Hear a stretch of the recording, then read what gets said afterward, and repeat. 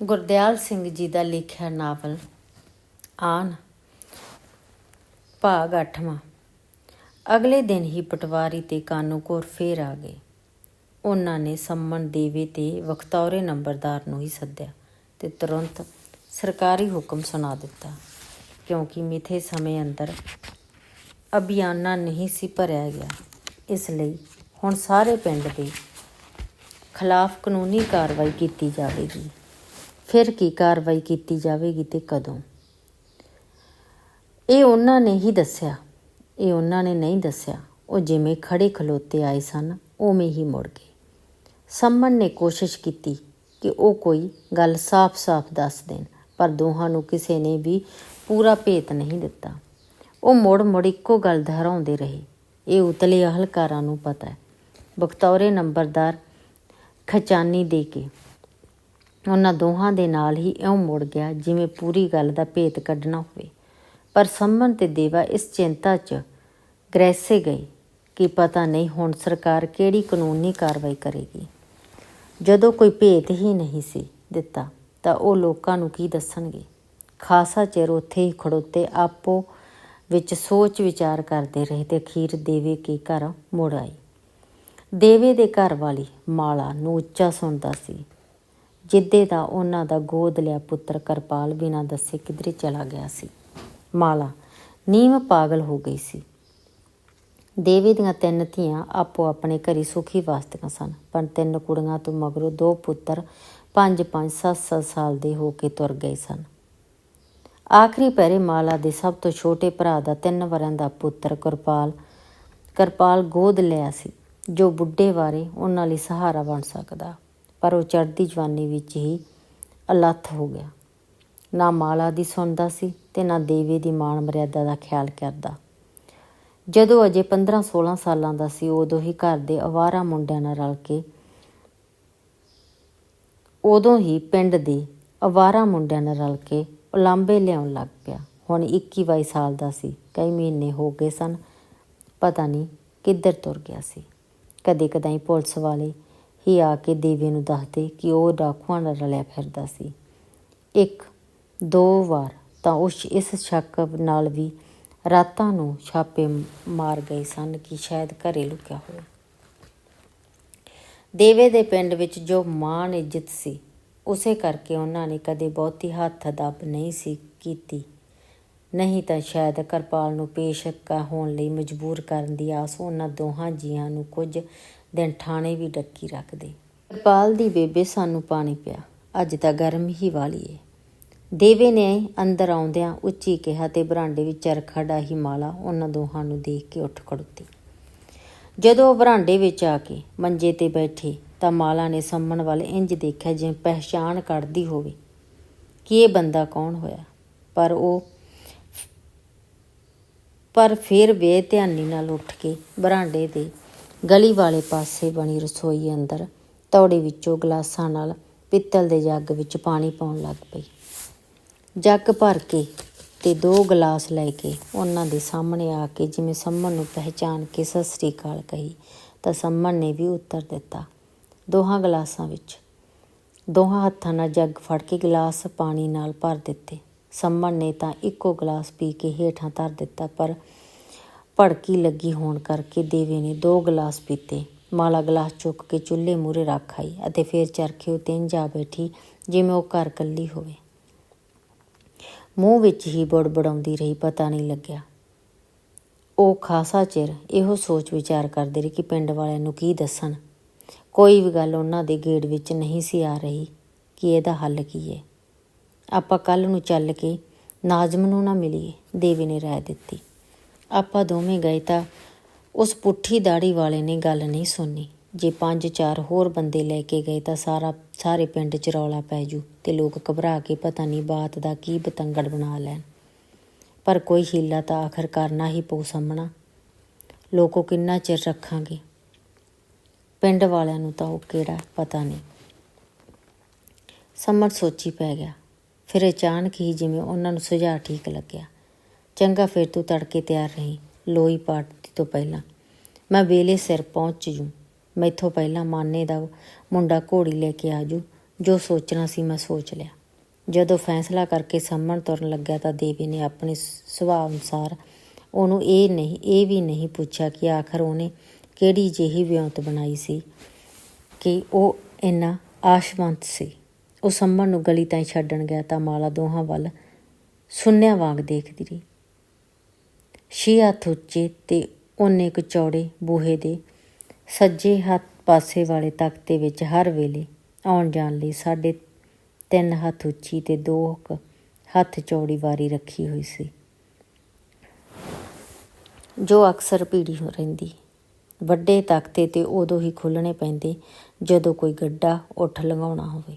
ਕਿਰਪਾਲ ਦੇ ਜਾਣ ਮਗਰੋਂ ਮਾਲਾ ਸਾਂਭਣ ਜੋਗੀ ਨਹੀਂ ਸੀ ਰਹੀ ਤੇ ਨਾ ਦੇਵੇ ਨੇ ਸਾਰੇ ਪਸ਼ੂ ਵੇਚ ਦਿੱਤੇ ਸਨ। ਇੱਕੋ ਸੀਲ ਗਊ ਰੱਖੀ ਸੀ ਜਿਹਦਾ ਨਿਰਾ ਪੱਠਾ ਪਾਉਂਦੀ ਉਹ ਦਿਨ ਕੱਢ ਲੈਂਦੀ। ਉਂਝ ਪੱਠੇ ਦੱਥੇ ਵਾਸਤੇ ਵੀ ਉਹਨਾਂ ਨੇ ਨਾਂਗਾਂ ਦਾ ਮੁੰਡਾ ਰੱਖਿਆ ਹੋਇਆ ਸੀ। ਉਹ ਪੱਠਰ ਕੁਤਰ ਕੇ ਵੀ ਪਾ ਜਾਂਦਾ, ਗਊ ਨੂੰ ਧੁੱਪੇ ਛਾਵੇਂ ਵੀ ਬੰਨ੍ਹ ਜਾਂਦਾ। ਮਾਲਾ ਉਹ ਤੋਂ ਹੋਰ ਅਜਿਹਾ ਕੰਮ ਧੰਦਾ ਵੀ ਕਰਵਾ ਲੈਂਦੀ ਜਿਹੜਾ ਉਸ ਤੋਂ ਆਪ ਨਹੀਂ ਸੀ ਹੁੰਦਾ।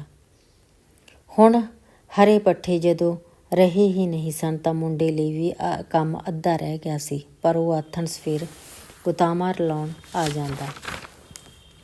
ਅਗਲੇ ਦਿਨ ਪੈਰ ਦੇ ਤੜਕੇ ਮਾਨਾ ਦਾ ਮੁੰਡਾ ਘੋੜੀ ਲਿਆ ਕੇ ਵਿਹੜੇ ਵਿੱਚ ਬੰਨ੍ਹ ਗਿਆ ਸੀ। ਉਹਦੇ ਆਉਣ ਤੋਂ ਪਹਿਲਾਂ ਹੀ ਦੇਵਾ ਨਹਾ ਧੋ ਕੇ ਤਿਆਰ ਹੋ ਗਿਆ ਤੇ ਮਾਲਾ ਵੀ ਚੁੱਪ-ਚਪੀਤੇ ਉੱਠ ਕੇ ਆਹਰ ਲੱਗ ਗਈ। ਇਹ ਆਦਤ ਉਹਦੀ ਪੁਰਾਣੀ ਸੀ ਕਿ ਕਦੇ ਵੀ ਦੇਵੇ ਨੂੰ ਨਹੀਂ ਪੁੱਛਦੀ ਸੀ ਉਹਨੇ ਕਿੱਥੇ ਜਾਣਾ ਸੀ। ਇਹ ਉਹਨੂੰ ਬਦਸ਼ਗਨੀ ਲੱਗਦੀ ਸੀ। ਕਦੇ-ਕਦੇ ਜਦੋਂ ਦੇਵਾ ਕਿਸੇ ਕਾਰਨ ਦੱਸਣਾ ਭੁੱਲ ਜਾਂਦਾ ਤਾਂ ਉਹ ਉਹਨੂੰ ਮੁੜਨ ਬਾਰੇ ਜ਼ਰੂਰ ਪੁੱਛ ਲੈਂਦੀ। ਅਜੇ ਮਾਨਾ ਦਾ ਮੁੰਡਾ ਘਰੇ ਓਪੜਾ ਨਹੀਂ ਸੀ ਕਿ ਸੰਮਣ ਘੋੜੀ ਦੀ ਲਗਾਮ ਫੜੀ ਗਲੀ 'ਚ ਆ ਖੜੋਤਾ। ਜਦੋਂ ਉਹਨੇ ਆਵਾਜ਼ ਮਾਰੀ ਤਾਂ ਦੇਵੇ ਨੇ ਆਇਆ ਕਹਿ ਕੇ ਵੱਡਾ ਬੂਹਾ ਖੋਲ੍ਹ ਦਿੱਤਾ। ਖੁਰਲੀ ਉੱਤੇ ਚੜ੍ਹ ਕੇ ਉਹ ਘੋੜੀ 'ਤੇ ਬੈਠ ਸਕਿਆ ਤੇ ਮਾਲਾ ਨੂੰ ਕਹਿ ਦਿੱਤਾ ਕਿ ਉਹ ਵੱਡਾ ਬੂਹਾ ਬੰਦ ਕਰ ਲਏ। ਸੰਮਣ ਨੇ ਵੀ ਵੱਡੇ ਬੂਹੇ ਦੇ ਬਾਹਰ ਮੀਂਹ ਦੇ ਪਾਣੀ ਦੀ ਰੋੜ ਤੋਂ ਕੰਧ ਬਚਾਉਣ ਲਈ ਬਣੀ ਥੜੀ 'ਤੇ ਚੜ੍ਹ ਕੇ ਪਲਾਕੀ ਮਾਰੀ ਤੇ ਦੋਵੇਂ ਘੋੜੀਆਂ ਅੱਗੜ ਪਿੱਛੜ ਹੋ ਤੁਰੀਆਂ। ਉਸ ਵੇਲੇ ਤਾਈਂ ਠਾਕਰੇ ਤੋਂ ਬਿਨਾਂ ਕੋਈ ਘਰੋਂ ਨਹੀਂ ਸੀ ਨਿਕਲਿਆ।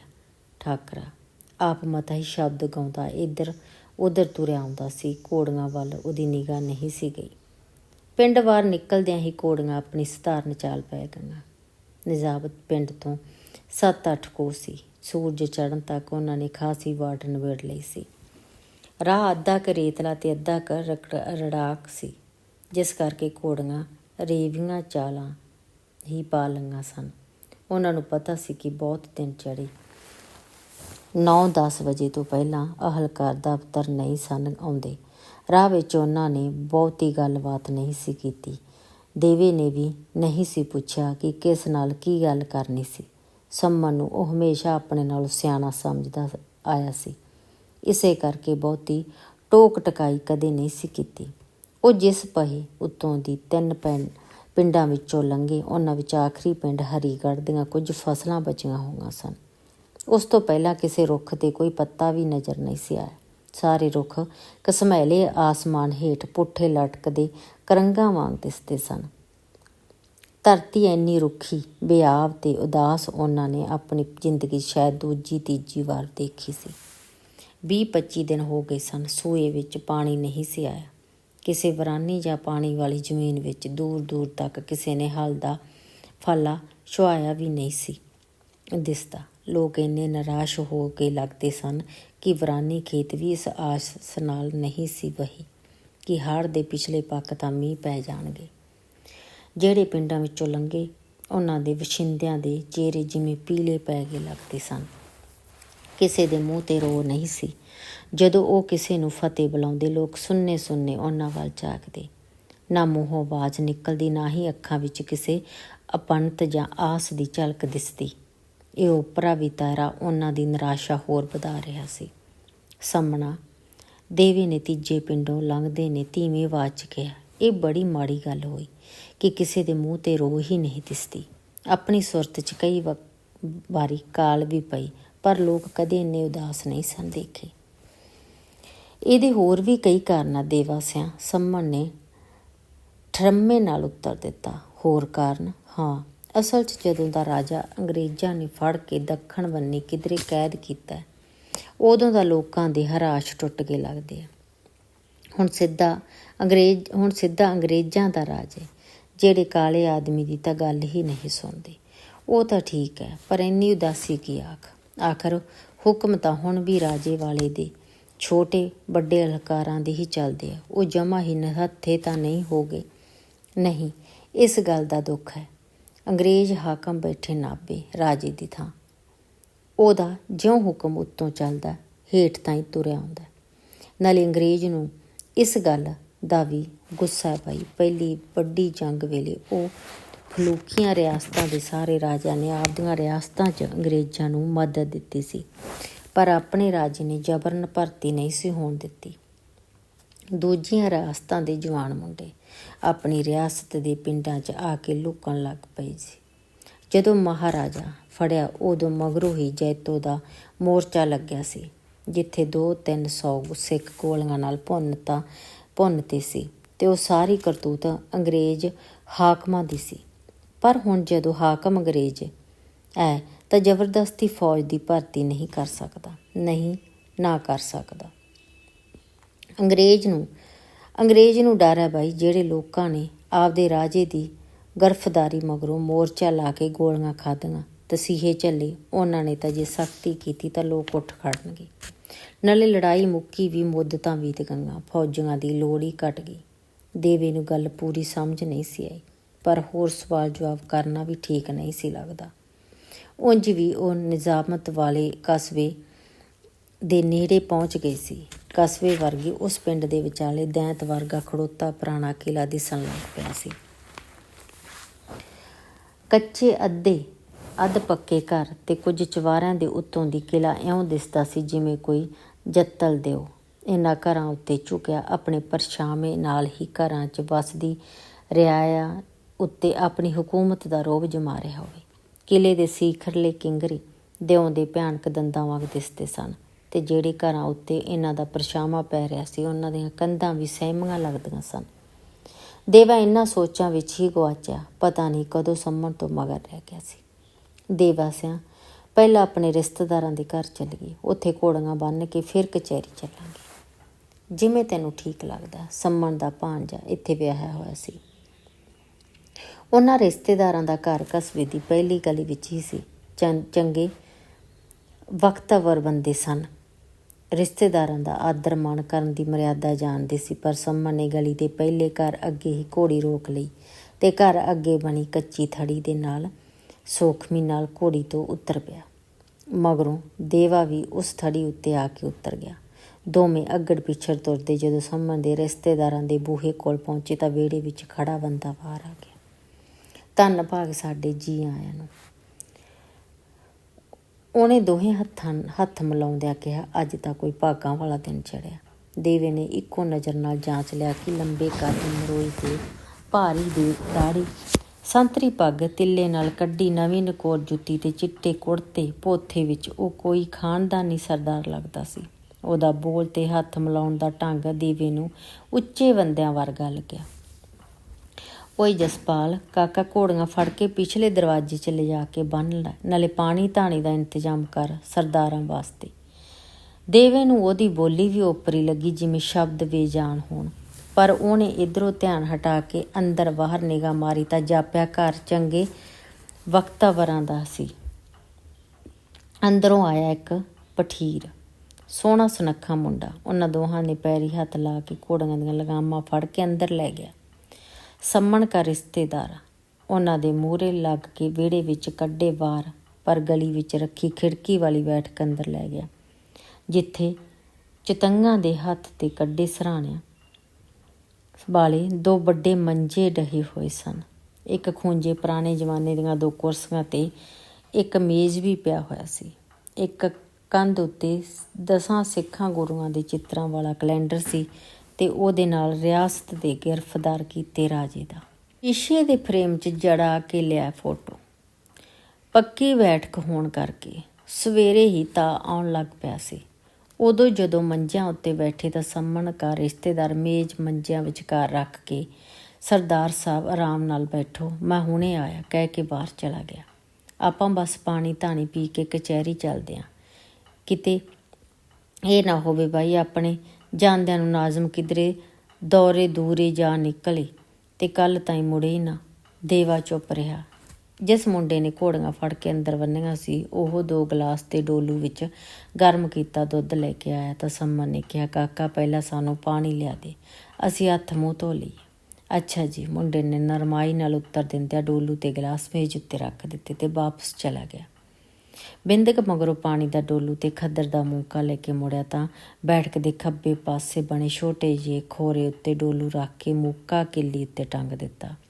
ਸੰਮਨ ਉੱਠ ਕੇ ਖੋਰੇ ਕੋਲ ਗਿਆ ਤੇ ਡੋਲੂ ਦੇ ਨੇੜੇ ਪਈ ਗੜਵੀ ਭਰ ਕੇ ਮੂੰਹ ਹੱਥ ਧੋਣ ਲੱਗ ਪਿਆ। ਜਦੋਂ ਉਹ ਵਾਪਸ ਮੰਜੇ ਉੱਤੇ ਆ ਬੈਠਾ ਤਾਂ ਦੇਵੇ ਨੇ ਵੀ ਮੂੰਹ ਹੱਥ ਧੋ ਲਿਆ ਤੇ ਆਮੋ ਸਾਹਮਣੇ ਬਹਿ ਕੇ ਮੁੰਡੇ ਦੇ ਗਲਾਸਾਂ ਵਿੱਚ ਪਾਇਆ ਦੁੱਧ ਪੀਣ ਲੱਗ ਪਏ। ਬਸ ਕਾਕਾ, ਹੁਣ ਤੂੰ ਜਾ ਕੇ ਆਪਦਾ ਕੰਮ ਕਰ, ਸਾਨੂੰ ਹੋਰ ਕਾਸੇ ਦੀ ਲੋੜ ਨਹੀਂ। ਸ਼ਾਬਾਸ਼ੀ। ਮੁੰਡਾ ਜੀ 7 ਵਚਨ ਕਹਿ ਕੇ ਚਲਾ ਗਿਆ। ਆਪਾਂ ਸਰਦਾਰਾਂ ਨੂੰ ਨਾਲ ਲੈ ਕੇ ਚੱਲਦੇ ਹਾਂ, ਇਹਦੀ ਖਾਸੀ ਜਾਣ ਪਛਾਣ ਹੈ ਮੁਨਸ਼ੀ ਮਸੰਦੀਆਂ ਨਾਲ।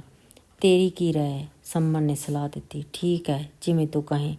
ਪਰ ਉਸੇ ਵੇਲੇ ਘਰ ਵਾਲਾ ਸਰਦਾਰ ਅੰਦਰ ਆ ਕੇ ਖੂੰਜੇ ਪਈ ਕੁਰਸੀ ਉੱਤੇ ਬੈਠਦੇ ਸੰਮਨ ਵੱਲ ਮੂੰਹ ਕਰਕੇ ਬੋਲਿਆ, ਹੋਰ ਤਾਂ ਸਰਦਾਰ ਸਾਹਿਬ ਘਰੇ ਸਭ ਸੁੱਖ ਸਾਂਦ ਹੈ। ਉਹ ਤਾਂ ਸੁੱਖ ਸਾਂਦ ਹੈ ਭਾਈ ਭਾਗ ਸਿਆਂ, ਪਰ ਜਿਹੜੀ ਮਾਰ ਸਾਡੇ ਪਿੰਡ ਬੰਨੀ ਪਈ ਹੈ ਉਹ ਤਾਂ ਤੁਹਾਨੂੰ ਪਤਾ ਹੀ ਹੈ, ਉਸੇ ਕਰਕੇ ਸਾਨੂੰ ਆਉਣਾ ਪਿਆ। ਉਹ ਤਾਂ ਜੀ ਫਿਰ ਉਹਦੀ ਰਜ਼ਾ, ਬੰਦੇ ਦੇ ਕੀ ਸਾਰੇ ਹੈ। ਭਾਗ ਸਿਆਂ ਨੇ ਹਮਦਰਦੀ ਜ਼ਾਹਿਰ ਕੀਤੀ। ਅਸੀਂ ਤਾਂ ਇੱਥੇ ਨਾਜ਼ਮ ਨੂੰ ਮਿਲ ਕੇ ਅਰਜ਼ ਕਰਨ ਆਏ ਹਾਂ ਭਾਈ, ਮਾਮਲੇ ਤੋਂ ਕੁਛ ਚਿਰ ਸਾਨੂੰ ਮਾਫੀ ਦੇ ਦੇਣ, ਨਹੀਂ ਤਾਂ ਕੋਈ ਹਾਲ ਨਹੀਂ। ਚਲੋ ਫਿਰ ਮੈਂ ਨਾਲ ਚੱਲਦਾ। ਨਾਜ਼ਮ ਸਾਹਿਬ ਦਾ ਨਾਜ਼ਰ ਆਪਣਾ ਵਾਕਫਕਾਰ ਹੈ, ਪਹਿਲਾਂ ਉਸੇ ਨਾਲ ਗੱਲ ਕਰਕੇ ਦੇਖ ਲੈਂਦੇ ਹਾਂ ਭਾਈ, ਫਿਰ ਕੋਈ ਵਿਧ ਬਣ ਸਕਦੀ ਹੈ ਤਾਂ ਕੁਛ ਮਦਦ ਕਰੇ। ਫਿਰ ਅਚਾਨਕ ਉਹਨੇ ਆਪਣੀ ਸੱਜੀ ਬਾਂਹ ਤਾਂ ਕਰਕੇ ਗੁੱਟ 'ਤੇ ਬੰਨੀ ਲਿਸ਼ਕ ਦੀ ਘੜੀ ਦੇਖ ਕੇ ਕਿਹਾ, ਅਜੇ ਤਾਂ 8:30 ਵਜੇ, ਕਚਹਿਰੀ 9-10 ਵਜੇ ਲੱਗੇਗੀ। ਹੁਣ ਜਾ ਕੇ ਕੀ ਕਰਾਂਗੇ? ਤੁਸੀਂ ਬਿੰਦ ਝੱਟ ਆਰਾਮ ਕਰ ਲਓ, ਮੈਂ ਕਾਕੇ ਨੂੰ ਭੇਜ ਕੇ ਪਤਾ ਮੰਗਾ ਲੈਣਾ। ਜੇ ਨਾਜ਼ਰ ਘਰੇ ਹੋਇਆ ਤਾਂ ਉਹਦੇ ਨਾਲ ਘਰੇ ਹੀ ਗੱਲ ਕਰ ਲਵਾਂਗੇ ਸਾਰੀ। ਕੀ ਖਿਆਲ ਹੈ ਆਪ ਜੀ ਦਾ? ਜਦੋਂ ਉਹਨੇ ਮੋਟੀਆਂ-ਮੋਟੀਆਂ ਅੱਖਾਂ ਨਾਲ ਵਾਰੋ ਵਾਰੀ ਦੋਹਾਂ ਵੱਲ ਦੇਖਿਆ ਤਾਂ ਦੇਵੇ ਨੂੰ ਆਪਣਾ ਸ਼ੱਕ ਨਰਮੋਲ ਨਹੀਂ ਲੱਗਿਆ। ਉਹਦੀ ਬੋਲੀ ਬਣਾਉਟੀ ਲੱਗਦੀ ਸੀ, ਨਾਲੇ ਨਾਜ਼ਰ ਸਿੰਘ ਨਾਲ ਨੇੜਤਾ ਦੱਸ ਕੇ ਉਹ ਜਿਵੇਂ ਉਹਨਾਂ ਨੂੰ ਆਪਣੀ ਸਰਦਾਰੀ ਦੀ ਸ਼ਾਨ ਦਿਖਾਉਂਦਾ ਲੱਗਿਆ। ਦੇਖ ਲਓ ਜਿਵੇਂ ਤੁਹਾਨੂੰ ਠੀਕ ਲੱਗੇ। ਸੰਮਨ ਨੇ ਨਰਮ ਆਵਾਜ਼ ਨਾਲ ਕਿਹਾ, ਜੇ ਪਹਿਲਾਂ ਨਾਜ਼ਰ ਨੂੰ ਮਿਲ ਲਈਏ, ਖਬਰੇ ਉਹ ਕੋਈ ਰਾਹ ਦੱਸ ਹੀ ਦੇਵੇ। ਕਿਉਂ ਦੇਵਾ ਸਿਆਂ, ਤੁਸੀਂ ਸਿਆਣੇ ਹੋ, ਜਿਵੇਂ ਠੀਕ ਲੱਗਦਾ ਕਰ ਲਓ। ਕੋਈ ਨਹੀਂ, ਫਿਰ ਮੈਂ ਆਪੇ ਜਾਣਾ, ਦੇਖਦਾ ਜੇ ਉਹ ਘਰੇ ਮਿਲ ਗਿਆ ਤਾਂ ਉਹਦੇ ਨਾਲ ਗੱਲ ਹੀ ਕਰ ਆਉਂਦੇ ਆ। ਆਪ ਜੀ ਅਜੇ ਆਰਾਮ ਕਰੋ, ਇੰਨੀ ਵਾਟ ਕਰਕੇ ਉਹ ਥੱਕ ਗਏ ਹੋਵੋਗੇ। ਭਾਗ ਸਿੰਘ ਪੋਥਾ ਠੀਕ ਕਰਦਾ ਬੈਠਕ ਤੋਂ ਬਾਹਰ ਚਲਿਆ ਗਿਆ। ਉਹ ਦੋਵੇਂ ਮੰਜਿਆਂ ਉੱਤੇ ਲੰਬੇ ਪੈ ਗਏ ਅਤੇ ਅਹਿਸਾਸ ਹੋਇਆ ਕਿ ਥੱਕ ਗਏ ਸਨ। ਦੇਵਾ ਸਿਆਂ, ਬੰਦਾ ਉਮਰ ਤਾਂ ਸਾਰੀ ਫਿਕਰਾਂ 'ਚ ਹੀ ਕੱਢ ਦਿੰਦਾ, ਕਿਹੜੇ ਵੇਲੇ ਰੱਬ ਨੂੰ ਯਾਦ ਕਰੇ। ਗੁਰਪੂਰਬ 'ਤੇ ਧਰਮਸ਼ਾਲਾ 'ਚ ਆਇਆ ਲਾਲ ਸਿਉਂ ਰਾਗੀ ਸਾਖੀਆਂ ਸੁਣਾਉਂਦਾ ਮੁੜ ਮੁੜ ਚੇਤੇ ਕਰਾਉਂਦਾ ਹੁੰਦਾ, ਭਾਈ ਸਵਾਸ ਸਵਾਸ ਉਹਦਾ ਨਾਮ ਸਿਮਰੋ। ਪਰ ਜੇ ਕੋਈ ਸਵਾਸ ਚਿੰਤਾ ਤੋਂ ਬਿਨਾਂ ਲਈਏ ਤਾਂ ਹੀ ਉਹਦਾ ਨਾਂ ਯਾਦ ਆਵੇ ਨਾ। ਦੇਵੇ ਨੇ ਕੋਈ ਉੱਤਰ ਨਹੀਂ ਦਿੱਤਾ। ਸੰਮਨ ਉਸ ਤੋਂ ਮਗਰੋਂ ਵੀ ਬੋਲੀ ਗਿਆ, ਪਰ ਉਹਨੂੰ ਸਮਝ ਨਹੀਂ ਆਈ। ਅਚਾਨਕ ਹੀ ਪਤਾ ਨਹੀਂ ਕਿਉਂ ਉਹਨੂੰ ਕਿਰਪਾਲ ਦਾ ਖਿਆਲ ਆ ਗਿਆ ਸੀ ਤੇ ਸੁਤਾ ਕਿਤੇ ਦੀ ਕਿਤੇ ਜਾ ਪਹੁੰਚੀ ਸੀ। ਜੇ ਗ੍ਰੰਥਾਂ ਮਗਰ ਲੱਗੀ ਫਿਰ ਤਾਂ ਸਾਧ ਬਣ ਕੇ ਕਿਸੇ ਡੇਰੇ 'ਚ ਭਾਵੇਂ ਜਾ ਬੈਠੀ, ਹੋਰ ਤਾਂ ਕੋਈ ਰਾਹ ਨਹੀਂ ਦਿਸਦਾ। ਸਾਧ ਬਣ ਕੇ ਕਿਹੜਾ ਸੰਸਾਰ ਤੋਂ ਛੁਟਕਾਰਾ ਮਿਲ ਜਾਂਦਾ ਹੈ। ਖਾਸਾ ਚਿਰ ਮਗਰੋਂ ਪਹਿਲੀ ਵਾਰ ਸੰਮਨ ਦੀ ਗੱਲ ਵੱਲ ਧਿਆਨ ਕਰਕੇ ਦੇਵੇ ਨੇ ਧੀਮੀ ਆਵਾਜ਼ 'ਚ ਕਿਹਾ। ਸੰਮਨ ਨੇ ਇਹਦਾ ਕੀ ਉੱਤਰ ਦਿੱਤਾ, ਦੇਵੇ ਨੂੰ ਪਤਾ ਨਹੀਂ ਲੱਗਿਆ। ਉਹਦੀ ਸੁਰਤੀ ਮੁੜ ਮੁੜ ਘਰ ਵੱਲ ਪਰਤ ਰਹੀ ਸੀ ਤੇ ਮਾਲਾ ਬਾਰੇ ਸੋਚਦਿਆਂ ਲੱਗਿਆ ਜਿਵੇਂ ਉਹਨੇ ਸਾਰੀ ਉਮਰ ਇੱਕ ਸਾਹ ਵੀ ਸੁੱਖ ਦਾ ਨਹੀਂ ਲਿਆ। ਨਾਮ ਜਪਣਾ ਕਿੱਥੋਂ ਯਾਦ ਰਹਿੰਦਾ। ਅਖੀਰੀ ਪਹਿਰੇ ਕੋਈ ਸੁੱਖ ਦਾ ਸਾਹ ਆਉਣ ਦੀ ਆਸ ਹੋ ਸਕਦੀ ਸੀ, ਪਰ ਉਹ ਕਿਰਪਾਲ ਨੇ ਮੁਕਾ ਦਿੱਤੀ ਸੀ। ਘਰ ਬਾਰੇ ਸੋਚਦਿਆਂ ਦੇਵੇ ਨੇ ਲੰਬਾ ਹੌਂਕੇ ਵਰਗਾ ਸਾਹ ਲਿਆ ਤਾਂ ਸੰਮਨ ਨੇ ਕੁਝ ਹੈਰਾਨੀ ਨਾਲ ਉਸ ਵੱਲ ਦੇਖਿਆ। ਕੀ ਗੱਲ ਹੈ, ਕੁਛ ਤਕਲੀਫ ਹੈ ਦੇਵਾ ਸਿਆਂ? ਹੈ, ਦੇਵੇ ਨੇ ਉੱਬੜ ਵਾਹੇ ਉਸ ਵੱਲ ਝਾਕ ਕੇ ਕਿਹਾ, ਤਕਲੀਫ ਤਾਂ ਹੁਣ ਹੈ ਹੀ ਹੋਰ ਐਡੀ ਦੂਰ ਹੈ, ਆਏ ਕਾਹਦੀ ਖਾਤਰ ਨਾ। ਤਕਲੀਫਾਂ ਦਾ ਤਾਂ ਕਦੇ ਆਪਦੀਆਂ ਕਦੇ ਪਿੰਡ ਦੀਆਂ ਤੇ ਰਹਿਣਗੀਆਂ ਹੀ ਜਦੋਂ ਤਾਈਂ ਸਰੀਰ ਕਾਇਮ ਹੈ। ਉਹ ਤਕਲੀਫ ਤਾਂ ਆਪਣੇ ਨਾਲ ਸਾਰੇ ਪਿੰਡ ਨੂੰ ਹੀ ਹੈ, ਉਸ ਕਰਕੇ ਤਾਂ ਇੱਥੋਂ ਤਾਈਂ ਆਉਣਾ ਪਿਆ। ਫਿਰ ਕੁਝ ਰੁਕ ਕੇ ਬੋਲਿਆ, ਵਾਹਿਗੁਰੂ ਸੁੱਖ ਰੱਖੇ। ਦੇਖਦੇ ਹਾਂ ਹੁਣ ਨਾਜ਼ਮ ਕੋਈ ਗੋਗਾ ਕਰਦੇ ਆ ਕਿ ਨਹੀਂ। ਜਾਪਿਆ ਉਹਨਾਂ ਦੇ ਬੋਲਾਂ ਸਾਰੇ ਸ਼ਬਦ ਨਿਰਥਾਰਥਕ ਸਨ। ਫਿਰ ਕੁਝ ਚਿਰ ਦੋਵੇਂ ਚੁੱਪ ਕਰ ਗਏ, ਜਿਵੇਂ ਸੱਚੀ ਸਰੀਰ ਕਿਸੇ ਗੁੱਝੀ ਪੀੜ ਨਾਲ ਬਿੰਨੇ ਗਏ ਹੋਣ। ਭਾਗ ਸਿੰਘ ਥੋੜ੍ਹੇ ਚਿਰ ਪਿੱਛੋਂ ਹੀ ਮੁੜ ਆਇਆ ਸੀ। ਉਹਦੇ ਆਉਂਦਿਆਂ ਹੀ ਦੱਸ ਦਿੱਤਾ ਕਿ ਨਾਜ਼ਰ ਅਜੇ ਘਰ ਹੀ ਸੀ ਅਤੇ ਉਸ ਨਾਲ ਉਹ ਗੱਲ ਵੀ ਕਰ ਆਇਆ। ਫਿਰ ਆਪਾਂ ਹੁਣ ਚੱਲੀਏ। ਉੱਠ ਕੇ ਬੈਠਦਿਆਂ ਪੱਗ ਦਾ ਲੜ ਠੀਕ ਕਰਦਿਆਂ ਸੰਮਨ ਨੇ ਪੁੱਛਿਆ, ਜੈਸੀ ਆਪ ਦੀ ਇੱਛਾ। ਉਹ ਅੱਧਾ ਘੰਟਾ ਅਜੇ ਘਰੇ ਹੀ ਹੈ, ਜੇ ਮਿਲਣਾ ਤਾਂ ਫਿਰ ਹੁਣੇ ਮੌਕਾ। ਭਾਗ ਨੇ ਆਪਣੀ ਘੜੀ ਵੱਲ ਫਿਰ ਦੇਖਿਆ। ਸੰਮਨ ਤੇ ਦੇਵਾ ਦੋਵੇਂ ਉੱਠ ਕੇ ਨਾਲ ਜਾਣ ਲਈ ਤਿਆਰ ਹੋ ਗਏ ਅਤੇ ਭਾਗ ਸਿੰਘ ਉਹਨਾਂ ਦੇ ਮੂਹਰੇ ਹੋ ਤੁਰਿਆ। ਦੇਵੇ ਨੇ ਵਿਹੜੇ ਵਿੱਚੋਂ ਦੀ ਗਲੀ ਵਾਲੇ ਬੂਹੇ ਵੱਲ ਮੁੜਦਿਆਂ ਸਾਹਮਣੇ ਵਰਾਂਡਿਆਂ ਤੇ ਸਵਾਤਾਂ ਵਿੱਚ ਨਿਗਾਹ ਮਾਰੀ ਅਤੇ 10-12 ਵਰ੍ਹਿਆਂ ਦੀ ਕੁੜੀ ਉਹਨਾਂ ਵੱਲ ਝਾਕਦੀ ਅੰਦਰਲੇ ਵਰਾਂਡੇ ਦੇ ਥੰਮਲੇ ਨਾਲ ਲੱਗੀ ਖੜੋਤੀ ਸੀ। ਉਹਦਾ ਮਾਸੂਮ ਚਿਹਰਾ ਦੇਖ ਕੇ ਦੇਵੇ ਨੇ ਸਾਰਾ ਥਕੇਵਾਂ ਲੈ ਗਿਆ। ਉਹਨੂੰ ਕੁੜੀ ਦਾ ਚਿਹਰਾ ਮੋਰਾਂ ਤੇ ਕੱਦ ਖਾਟ ਆਪਣੀ ਦੋਹਤੀ ਵਰਗਾ ਲੱਗਿਆ, ਛੋਟੀ ਧੀ ਦੀ ਵੱਡੀ ਕੁੜੀ ਛਿੰਦਰ ਵਰਗਾ। ਅਚਾਨਕ ਖਿਆਲ ਆ ਗਿਆ ਕਿ ਉਹਦੀ ਛੋਟੀ ਧੀ ਜਿਹੜੀ ਪਿੰਡ ਲੌਂਗੋਵਾਲ ਵਿਆਹੀ ਹੋਈ ਸੀ, ਉਹ ਤੇ ਉਹਦੇ 3 ਬੱਚੇ ਬਹੁਤ ਸਾਊ ਤੇ ਸਿਆਣੇ ਸਨ, ਪਰ ਉਹਦਾ ਪਤੀ ਸ਼ਰਾਬੀ ਕਬਾਬੀ ਸੀ, ਜਿਹਨੇ ਪਿਛਲੇ 10 ਕੁ ਸਾਲਾਂ ਵਿੱਚ ਹੀ ਆਪਣੀ ਅੱਧੀ ਜ਼ਮੀਨ ਗਹਿਣੇ ਬੈਅ ਕਰ ਛੱਡੀ ਸੀ ਅਤੇ ਸਾਰਾ ਪੈਸਾ ਸ਼ਰਾਬ ਮੂਹੇ ਬਰਬਾਦ ਕਰ ਦਿੱਤਾ ਸੀ। ਹੁਣ ਪਿਛਲੇ ਸਾਲ ਤੋਂ ਜਿਗਰ ਦੀ ਬਿਮਾਰੀ ਦਾ ਇਲਾਜ ਕਰਵਾਉਂਦਾ ਫਿਰਦਾ ਸੀ, ਪਰ ਕੁੜੀ ਦੱਸਦੀ ਸੀ ਕਿ ਡਾਕਟਰ ਕਹਿੰਦੇ ਸੀ ਰਾਜੀ ਹੋਣ ਦੀ ਬਹੁਤੀ ਆਸ ਨਹੀਂ। ਅੰਗਰੇਜ਼ੀ ਦੇਸੀ ਸਾਰੇ ਇਲਾਜ ਕਰਵਾ ਕੇ ਦੇਖ ਲਏ ਸੀ, ਕੋਈ ਫਰਕ ਨਹੀਂ ਸੀ ਪਿਆ। ਡਾਕਟਰ ਬੈਦ ਸ਼ਰਾਬ ਪੀਣ ਨੂੰ ਵਰਜਦੇ ਸੀ, ਪਰ ਉਹ ਪਰਹੇਜ਼ ਨਹੀਂ ਸੀ ਰੱਖਦਾ। ਵਾਹਿਗੁਰੂ ਤੇਰਾ ਹੀ ਆਸਰਾ। ਦੇਵਾ ਹੌਂਕਾ ਲੈਣ ਵਾਂਗ ਬੋਲਿਆ ਅਤੇ ਮੋਢੇ 'ਤੇ ਧਰੇ ਮੂਕੇ ਦੇ ਲੜ ਨਾਲ ਇੰਝ ਮੂੰਹ ਪੂੰਝਿਆ ਜਿਵੇਂ ਸਾਰਾ ਚਿਹਰਾ ਮੁੜਕੇ ਨਾਲ ਭਿੱਜ ਗਿਆ ਹੋਵੇ। ਸੰਮਨ ਤੇ ਭਾਗ ਸਿੰਘ ਗੱਲੀ ਲੱਗੇ ਮੂਹਰੇ ਤੁਰੇ ਜਾ ਰਹੇ ਸਨ। ਉਹਨਾਂ ਨੇ ਭੌਂ ਕੇ ਹੀ ਨਹੀਂ ਦੇਖਿਆ। ਨਾਜ਼ਰ ਦਾ ਘਰ ਬਹੁਤੀ ਦੂਰ ਨਹੀਂ ਸੀ। ਘਰ ਦੇ ਬੂਹੇ ਦੇ ਪੁਰਾਣੇ ਭਾਰੇ ਤਖਤੇ ਤੇਲ ਨਾਲ ਚੋਪੜੇ ਲੱਗਦੇ ਸਨ। ਉਹਨਾਂ ਉੱਤੇ 5-7 ਉਂਗਲਾਂ ਚੌਰਪ ਡੱਬੀਆਂ ਵਿਚਕਾਰ ਪਿੱਤਲ ਦੀਆਂ ਫੁੱਲੀਆਂ ਲੱਗੀਆਂ ਹੋਈਆਂ ਸਨ, ਪਰ ਉਹ ਸ਼ਾਇਦ ਵਰ੍ਹਿਆਂ ਤੋਂ ਸਾਫ਼ ਨਹੀਂ ਕੀਤੀਆਂ ਹੁਣ ਕਰਕੇ ਕਾਲੀਆਂ ਹੋ ਗਈਆਂ ਸਨ। ਬੂਹੇ ਦੇ ਸਿਖਰ ਵੱਡੀ ਡਾਟ ਦੇ ਵਾਧੇ ਹੇਠ ਚੂਨੇ ਨਾਲ ਲਿਪਾਈ ਕਰਕੇ ਰੰਗ ਬਿਰੰਗੇ ਚਿੱਤਰ ਬਣਾਏ ਹੋਏ ਸਨ। ਸੱਜੇ ਹੱਥ 2 ਮਲ ਘੁਲਦੇ ਦਿਖਾਈ ਦਿੰਦੇ ਸਨ ਅਤੇ ਖੱਬੇ ਪਾਸੇ 2 ਪਰੀਆਂ ਹੱਥਾਂ ਵਿੱਚ ਫੁੱਲਾਂ ਦੇ ਹਾਰ ਲੈ ਕੇ ਉੜਦੀਆਂ ਦਿਖਾਈ ਦਿੱਤੀਆਂ।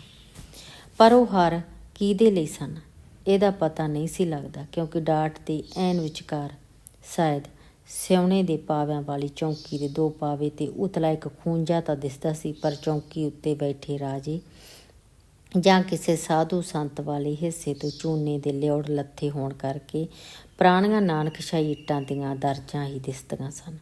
ਨਾਜ਼ਰ ਸਾਹਿਬ। ਭਾਗ ਸਿੰਘ ਨੇ ਅਗਾਂਹ ਹੋ ਕੇ ਤਖਤਿਆਂ ਦੇ ਵਿਚਕਾਰ ਲਮਕਦਾ ਲੰਬਾ ਸਗਲੀਦਾਰ ਕੁੰਡਾ ਫੜ ਕੇ ਖੜਕਾਇਆ ਤਾਂ ਅੰਦਰੋਂ ਕਿੰਨਾ ਹੀ ਚਿਰ ਕੋਈ ਮੋੜਵਾਂ ਜਵਾਬ ਨਹੀਂ ਆਇਆ। ਉਹਨੇ ਇੱਕ ਵਾਰ ਹੋਰ ਕੁੰਡਾ ਖੜਕਾ ਕੇ ਆਵਾਜ਼ ਮਾਰੀ, ਆਏ।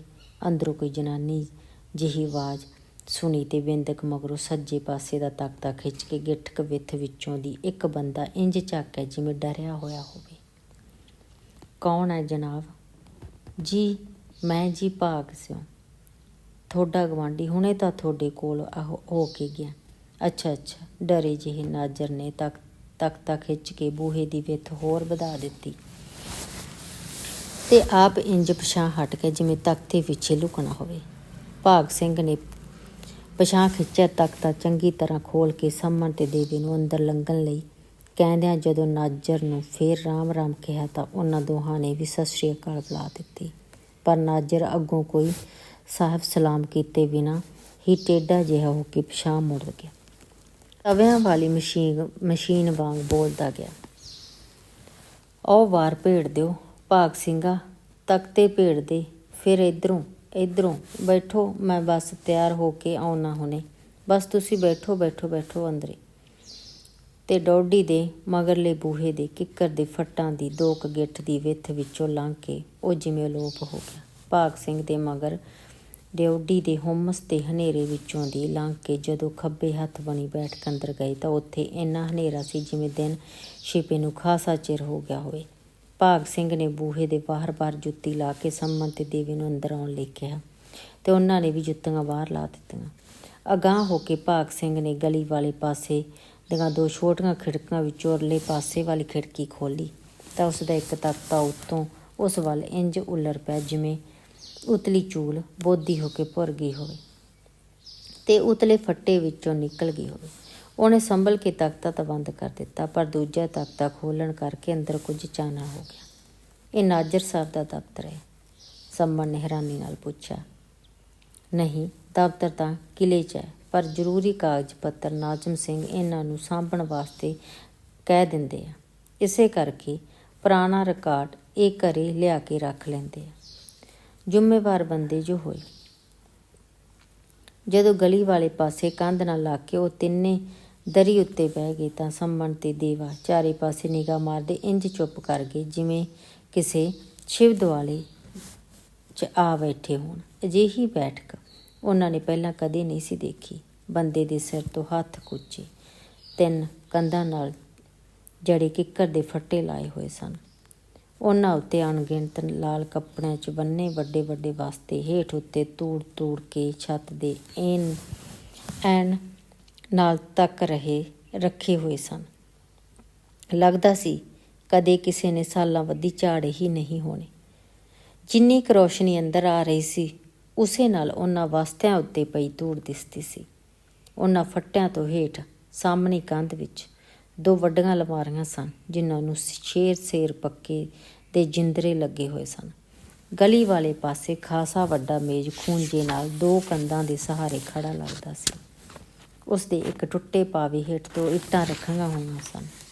ਮੇਜ਼ ਦੇ ਨਾਲ ਘਰਾਂਦੇ ਹੋਏ ਪਾਵਿਆਂ ਵਾਲੀਆਂ ਜਿਹੜੀਆਂ 2 ਕੁਰਸੀਆਂ ਪਈਆਂ ਸਨ ਉਹਨਾਂ ਵਿੱਚੋਂ ਇੱਕ ਦੀ ਢੋਅ ਅੱਧੀ ਕੁ ਟੁੱਟੀ ਹੋਈ ਸੀ, ਪਰ ਦੂਜੀ ਠੀਕ ਸੀ। ਅੰਦਰਲੇ ਪਾਸਿਓਂ ਪਿੱਠ ਘਿਸਰਨ ਕਰਕੇ ਢੋਅ ਉਤਲੀ ਫੱਟੀ ਇੰਝ ਲੱਗਦੀ ਸੀ ਜਿਵੇਂ ਘਸਮੈਲੇ ਰੰਗ ਕੀਤਾ ਹੋਵੇ। ਬੈਠਕ ਦੇ ਅੱਧੇ ਕੁ ਫਰਸ਼ ਉੱਤੇ ਵਿਛੀ ਦਰੀ ਦੀਆਂ ਲਾਲ ਨੀਲੀਆਂ ਧਾਰੀਆਂ ਉੱਤੇ ਥਾਂ ਕਾਲੀ ਸ਼ਾਹੀ ਦੇ ਦਾਗ ਸਨ।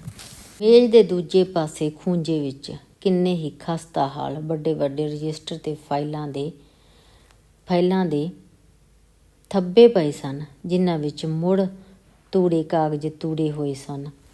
ਨਾਜਰ ਸਾਹਿਬ ਬੜੇ ਸਿਆਣੇ ਬੰਦੇ ਆ, ਭਾਗ ਸਿੰਘ ਨੇ ਜਿਵੇਂ ਗੁੱਝਾ ਭੇਦ ਦੱਸਦਿਆਂ ਦਾਬਵੀਂ ਆਵਾਜ਼ 'ਚ ਕਿਹਾ। ਇਹ ਘਰ ਇਹਨਾਂ ਨੇ ਬਣਿਆ ਬਣਾਇਆ ਮੁੱਲ ਲਿਆ ਸੀ। ਆਪ ਜੀ ਉੱਤੇ ਛੱਤ ਦੇਖੋ ਕਿੰਨੀ ਮਜ਼ਬੂਤ ਹੈ। ਪੁਰਾਣੇ ਜ਼ਮਾਨੇ ਦੇ ਸਤੀਰਾਂ ਦੇ ਉੱਤੇ ਫੱਟੇ ਜੜੇ ਵੀ ਹੈ। ਪਤਾ ਨਹੀਂ ਕਦੋਂ ਕਦੀ ਬਣੀ ਹੋਈ ਹੈ, ਪਰ ਅਜੇ ਤਾਈਂ ਜਮਕੀ ਨਹੀਂ। ਇਹਨਾਂ ਨੂੰ ਇੱਥੇ ਰਹਿੰਦਿਆਂ ਨੂੰ 20 ਸਾਲ ਹੋ ਗਏ ਹੋਣਗੇ। ਸਾਰੇ ਤਾਂ ਮੁੰਡੇ ਕੁੜੀਆਂ ਵਿਆਹ ਲਏ ਤੇ ਨਾਲੇ 15-20 ਕਿੱਲੇ ਜ਼ਮੀਨ ਵੀ ਵਹਿ ਲਈ।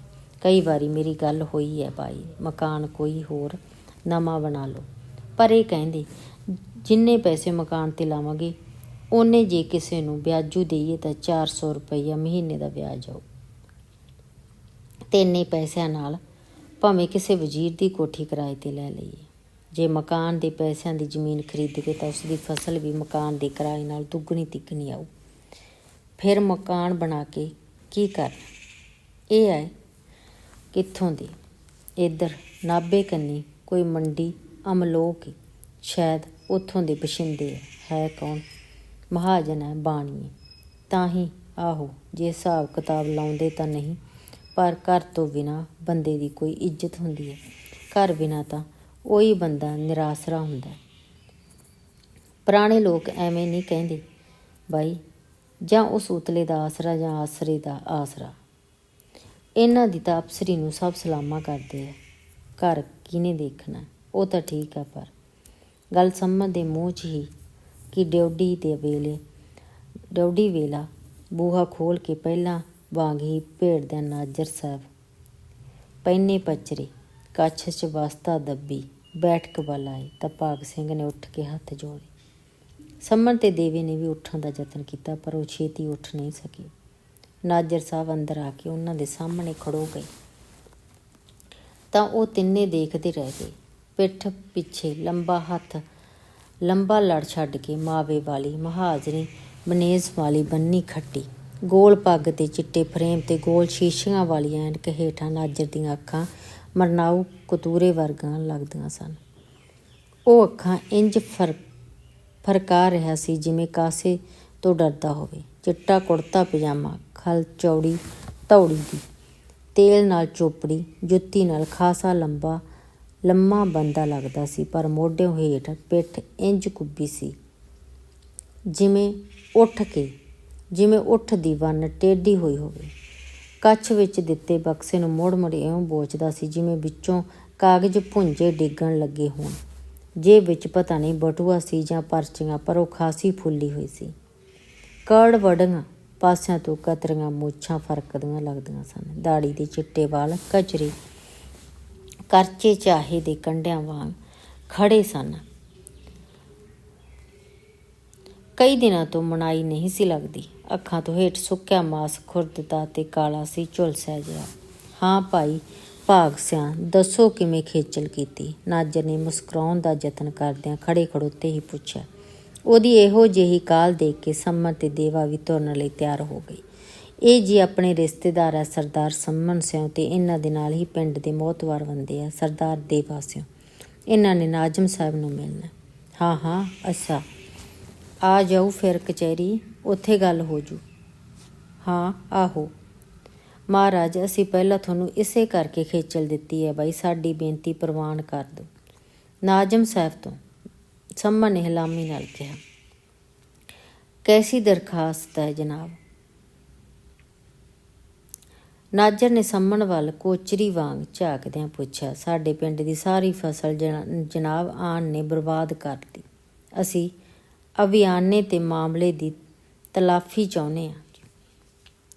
ਅਭਿਆਨੇ ਦੀ ਤਲਾਫੀ ਸ਼ਬਦ ਸੁਣ ਕੇ ਨਾਜਰ ਨੇ ਜਦੋਂ ਮੂੰਹ ਅੱਡਿਆ ਤਾਂ ਉਹ 'ਤੇ 4 ਬਚ ਰਹੇ ਦੰਦ ਨੂੰ ਦੇਖ ਕੇ ਉਹਨਾਂ ਨੂੰ ਲੱਗਿਆ ਜਿਵੇਂ ਮੁਰਦਾ ਹੱਸਦਾ ਹੋਵੇ। ਕੁਝ ਚਿਰ ਪਿੱਛੋਂ ਮੂੰਹ ਮੀਚ ਕੇ ਉਹ ਚੁੱਪ ਕਰ ਗਿਆ। ਉਹਨਾਂ ਤਿੰਨਾਂ ਵੱਲ ਝਾਕਿਆ ਤਾਂ ਉਹਦੀ ਝਾਕਣੀ ਵਿੱਚ ਵੱਡੇ ਖਾਣੇ ਬੁਲੀ ਕੁੱਤੇ ਵਰਗੀ ਲੱਗੀ। ਸੰਮਨ ਤੇ ਦੇਵਾ ਹੈਰਾਨ ਸਨ। ਇੰਨਾ ਸਿੱਧਾ ਜਿਹਾ ਦਿਸਦਾ ਬੰਦਾ ਅਚਾਨਕ ਵਾੜ ਵਿੱਲੇ ਵਰਗਾ ਕਿਵੇਂ ਲੱਗਣ ਲੱਗ ਪਿਆ ਸੀ। ਉਹ ਤਾਂ ਜਨਾਬ ਨਾਜ਼ਮ ਸਿਆਂ, ਅੱਗੇ ਅਰਜ਼ ਕਰਨੀ ਪਊ, ਮੇਰਾ ਤਾਂ ਕੋਈ ਇਖਤਿਆਰ ਨਹੀਂ ਸੀ, ਐਵੇਂ ਤੁਹਾਨੂੰ ਕੋੜੇ ਮਾਰਾਂ। ਨਾਜ਼ਮ ਸਿਆਂ, ਭਾਵੇਂ ਖੂਨ ਮਾਫ਼ ਕਰ ਦੇਣਾ, ਉਹ ਤਾਂ ਜੀ ਛੋਟੀ ਸਰਕਾਰ ਹੈ, ਉੱਤੋਂ ਸਰਕਾਰ ਨੂੰ ਪੂਰੇ ਅਖਤਿਆਰੂਤ ਦਿੱਤੇ ਹੋਏ ਹੈ, ਫੁੱਲ ਅਖਤਿਆਰ। ਇਸੇ ਕਰਕੇ ਤਾਂ ਆਪ ਜੀ ਦੇ ਪਾਸ ਆਏ ਹਾਂ ਬਾਈ, ਉਹਨਾਂ ਨੂੰ ਸਿਫਾਰਿਸ਼ ਕਰਕੇ ਇਹਨਾਂ ਦੇ ਪਿੰਡ 'ਤੇ ਮਿਹਰ ਦੀ ਨਿਗਾਹ ਕਰਾਓ। ਨਾਜ਼ਮ ਸਿਆਂ ਤੋਂ, ਤੁਸੀਂ ਤਾਂ ਨਾਜ਼ਮ ਸਾਹਿਬ ਦੀ ਸੱਜੀ ਬਾਂਹ ਹੋ ਜਨਾਬ, ਤੁਹਾਡੇ ਤਾਂ ਸਭ ਅਖਤਿਆਰ ਹੈ। ਨਹੀਂ, ਜੇ ਮੇਰੇ ਅਖਤਿਆਰੂ 'ਚ ਹੁੰਦਾ ਤਾਂ ਮੈਂ ਤੁਹਾਨੂੰ ਕਹਿ ਦਿੰਦਾ। ਇਸੇ ਬਾਰੇ ਤਾਂ ਨਾਜ਼ਮ ਸਿੰਘ ਅੱਗੇ ਫਰਿਆਦ ਕਰਨੀ ਪਊ। ਮੇਰੇ ਕੁਛ ਇਖਤਿਆਰ ਨਹੀਂ ਸੀ, ਐਵੇਂ ਕੂੜੂ ਮਾਰਾਂ ਜੀ। ਫਿਰ ਅਸੀਂ ਕਦੋਂ ਹਾਜ਼ਰ ਹੋਈਏ ਜਨਾਬ? ਮੈਂ ਤਾਂ ਜੀ ਬਸ 2 ਮਿੰਟਾਂ 'ਚ ਕਚਹਿਰੀ ਪਹੁੰਚ ਜੂ। ਨਾਜ਼ਮ ਸਾਹਿਬ ਬਾਰੇ ਕੀ ਕਹਿ ਸਕਦੇ ਹਾਂ, ਉਹ ਤਾਂ ਮਰਜ਼ੀ ਦਾ ਮਾਲਕ ਹੈ। ਜੇ ਚਿੱਤ ਨਾ ਮੰਨੇ ਤਾਂ ਕਚਹਿਰੀ ਭਾਵੇਂ ਨਾ ਆਉਣ, ਫਿਰ ਮੈਨੂੰ ਆਪਦੇ ਦੌਲਤਖਾਨੇ ਕੋਠੀ ਹੀ ਸੱਦ ਲੈਂਦੇ ਆ। ਸਾਨੂੰ ਤਾਂ ਜੀ ਜਾਣਾ ਪੈਂਦਾ, ਮੁਲਜ਼ਮ ਜੋ ਹੋਏ ਜੀ। ਜੇ ਨਾਜਰ ਬਿਨਾਂ ਕੋਈ ਗੱਲ ਕੀਤਿਆਂ ਸੂਰ ਵਾਂਗ ਨੀਵੀਂ ਪਾ ਕੇ ਬੈਠਕ ਤੋਂ ਬਾਹਰ ਤੁਰ ਗਿਆ। ਉਹ ਤਿੰਨੇ ਵੀ ਚੁੱਪ ਕੀਤੇ ਬਾਹਰ ਆ ਗਏ, ਪਰ ਜਦੋਂ ਤੱਕ ਉਹ ਗਲੀ ਵਿੱਚ ਨਹੀਂ ਆਏ ਨਾਜਰ ਡਿਊਟੀ ਦੇ ਬੂਹੇ ਕੋਲ ਖੜੋਤਾ ਰਿਹਾ। ਜਦੋਂ ਤਿੰਨੇ ਬਾਹਰ ਆ ਗਏ ਤਾਂ ਉਹਨੇ ਵਾਰੋ ਵਾਰੀ ਦੋਵੇਂ ਭਾਰੇ ਤਖਤੇ ਖਿੱਚ ਕੇ ਚੰਗੀ ਤਰ੍ਹਾਂ ਬੰਦ ਕਰਦਿਆਂ ਉਹਨਾਂ ਵੱਲ ਕਣਖਾ ਝਾਕਦਿਆਂ ਇੱਕ ਵਾਰ ਫੇਰ ਬਚੇ ਹੋਏ 4 ਦੰਦ ਕੱਢੇ ਤਾਂ ਹੋਰ ਵੀ ਬਦ ਸ਼ਕਲ ਤੇ ਕਲਿਆਣਾ ਲੱਗਿਆ। ਅੱਛਾ ਜੀ ਸਰਦਾਰ ਬਹਾਦਰ, ਮੈਂ ਚੱਲਦਾ, ਤੁਸੀਂ ਜਦੋਂ ਮਰਜ਼ੀ ਆ ਜਾਇਓ। ਪਰ 2 ਕਦਮ ਤੁਰ ਕੇ ਉਹਨੇ ਮੁਸ਼ਕਲ ਨਾਲ ਸਿਰ ਘੁਮਾਉਂਦਿਆਂ ਕਿਹਾ, ਪਰ ਪਹਿਲਾਂ ਅਰਜੀ ਨਵੀਸ ਪਾਸੋਂ ਦਸਖਤ ਲਿਖਵਾ ਲਓ। ਜੋ ਅਰਜੀ ਕਰਨੀ ਹੈ ਲਿਖਤੀ ਕੰਮ ਹੀ ਚੰਗਾ ਹੋਣਾ, ਜਵਾਨੀ ਅਰਜ ਤਾਂ ਐਵੇਂ ਨਹੀਂ ਹੋਣੀ। ਬਸ ਬੰਦਾ ਬਾਹਰ ਗਿਆ ਤਾਂ ਹਕਮ ਨੂੰ ਗੱਲ ਹੀ ਭੁੱਲ ਜਾਂਦੀ ਹੈ। ਮੈਂ ਬਾਈ ਕਿਆ ਆਖਦਾ ਥਾ, ਲਿਖਤ 'ਚ ਆਈ ਬਾਤ ਹੀ ਠੀਕ ਹੁੰਦੀ ਹੈ।